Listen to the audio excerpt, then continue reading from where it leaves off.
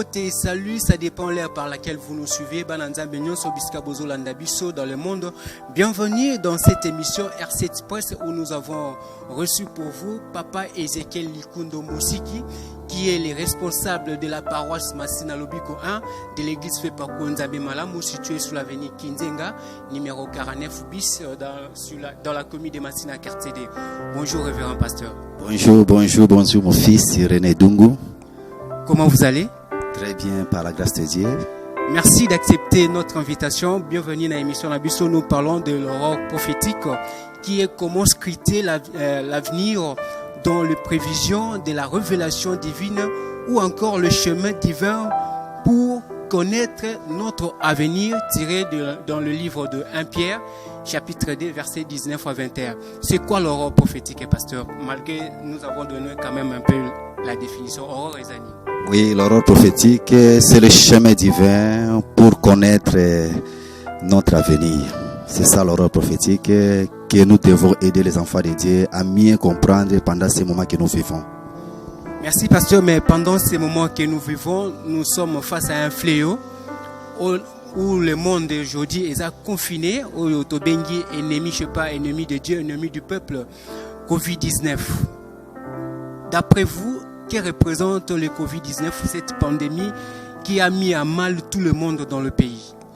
Merci beaucoup. Moi, je ne peux pas parler que Covid-19 c'est l'ennemi. Je vais parler que nous avons une guerre.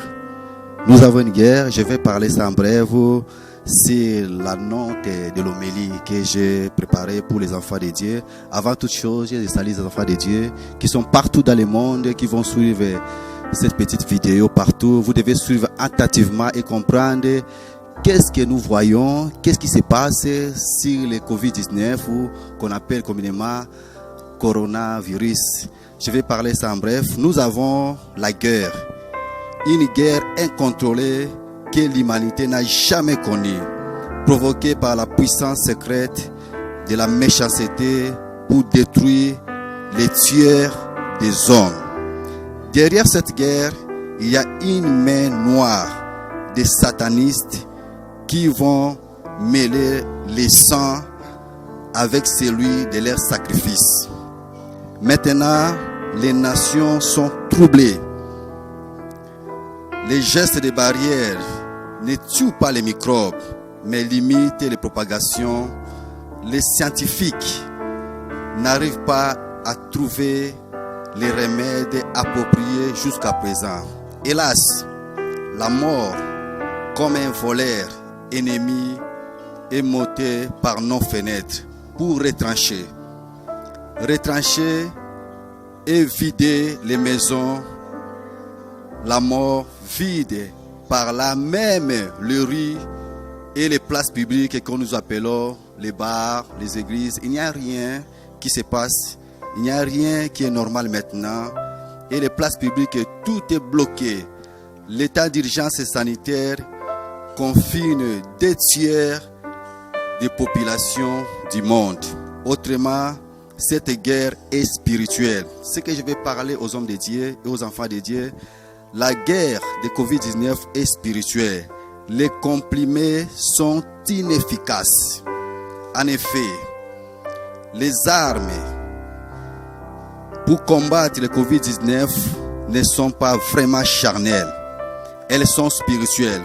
Face à cette pandémie de coronavirus, l'humanité a l'expression que la peine de mort est décidée contre elle. Nous tous, nous savons cela, comme si que la peine de mort vraiment est décidée contre nous. Que devons-nous faire?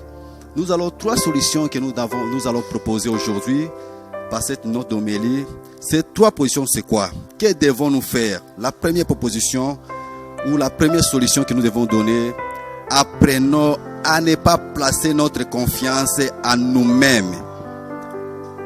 Donc, apprenons à ne pas placer notre confiance en nous-mêmes. Aux États-Unis, ils avaient confiance. En Europe, ils en avaient aussi confiance. Même aussi en Afrique, nous avons aussi des tradis praticiens. Nous avons aussi des féticheurs qui ont aussi confiance à eux-mêmes. Non. Dans cette pandémie, nous devons prendre cette conscience. Nous devons bannir les confiances en soi. Nous devons bannir cela. Mais nous devons placer notre confiance uniquement à Dieu qui ramène les morts à la vie, c'est-à-dire à Jésus-Christ qui ressuscite les morts. J'ai un verset, je vais vous partager avec vous, 2 Corinthiens chapitre 1, versets 9 à 19. C'est ça la première solution. Nous devons placer notre confiance à Dieu qui ressuscite les morts, c'est-à-dire Jésus-Christ. La deuxième solution, la nécessité de la repentance. Je vais dire la repentance planétaire. Nous devons savoir que tout grand malheur est le châtiment d'un grand péché. Tout grand malheur est le châtiment d'un grand péché. Lisons dans les livres de Romains chapitre 1, versets 18 à 30. Même à la maison là où vous êtes, vous devez lire ça, méditer ça. Allez-y comprendre. Comme l'épée à deux tranchants, prenons-nous que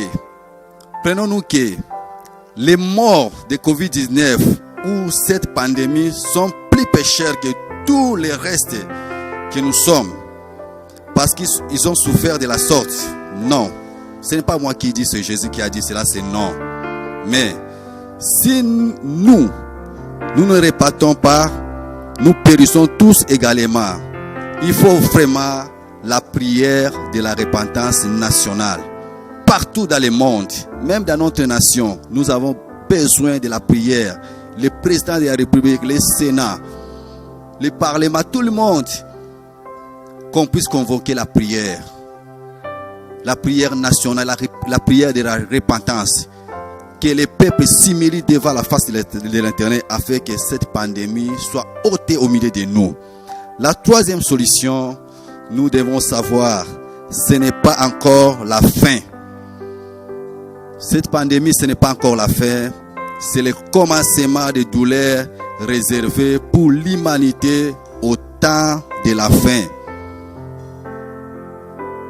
Ce n'est que le commencement de la douleur. Car le mystère de l'iniquité agit déjà.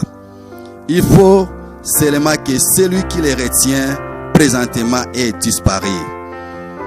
La présence du Saint-Esprit dans l'Église étouffe la pandémie, la calamité et fait obstacle des plans de l'Antichrist. Pour maintenant, la troisième solution, c'est l'Église. L'Église, comme Christ nous a dit, les portes de séjour des morts ne prévaudront jamais contre elle. L'Église doit s'élever. L'Église doit s'élever, doit dire non. Comme Christ nous a dit, tout ce que nous devons lier ici sur la terre sera lié dans les cieux. Nous devons nous lever et dire non. Quand l'Église est non, le ciel aussi retient cela. L'Église doit s'élever pour dire cela. Parce que nous savons bien, nous tous, que ce sont les mystères de l'iniquité qui agissent par les fils de la rébellion à provoquer cette pandémie. L'Église doit s'élever pour dire non, pour chasser ces démons. Ça sera mieux et le monde retournera dans le bonheur, dans la paix. Parce que l'Église, quand il est là, c'est pour étouffer cette puissance, c'est pour étouffer cette guerre, pour faire mettre fin à cette guerre. C'est pour cela que l'Église doit s'élever. Vraiment, comme l'Église est là, ce n'est pas encore la fin. Nous devons prier, nous devons élever nos mains à l'air pour dire à Jésus, c'est assez, c'est assez, c'est assez, c'est assez. Dieu ne nous a pas destinés à la colère, mais à l'acquisition du salut. Aujourd'hui, vous qui craignez le nom précieux de Jésus-Christ, où que vous soyez, s'élève le soleil de la justice et votre guérison est sous ses airs providentiels. Après ce confinement, tous les enfants de Dieu, je vous dis ceci, vous sortirez comme le veau, image de serviteur, bien entretenu, plein de santé et de force pour servir votre Dieu. Malachie chapitre 4, verset 3. Vraiment, merci, pasteur, pour l'édification. Je crois, Bananzambe nyonso bazwi édification oyo sunga bango na moment oyo ete bako longa na sima bitumba oyo bako longa. Merci na équipe technique ezalaki assuré na MK papi mukawa pe na bato nyonso baza sima na yango bomoni image ya kitoko boye. Je crois tosuki wana te, nous allons revenir après totombeli bino confinement malamu Yesu azana biso longo. À la prochaine. Vraiment, que la grâce du Seigneur, de notre Seigneur Jésus-Christ soit avec vous tous.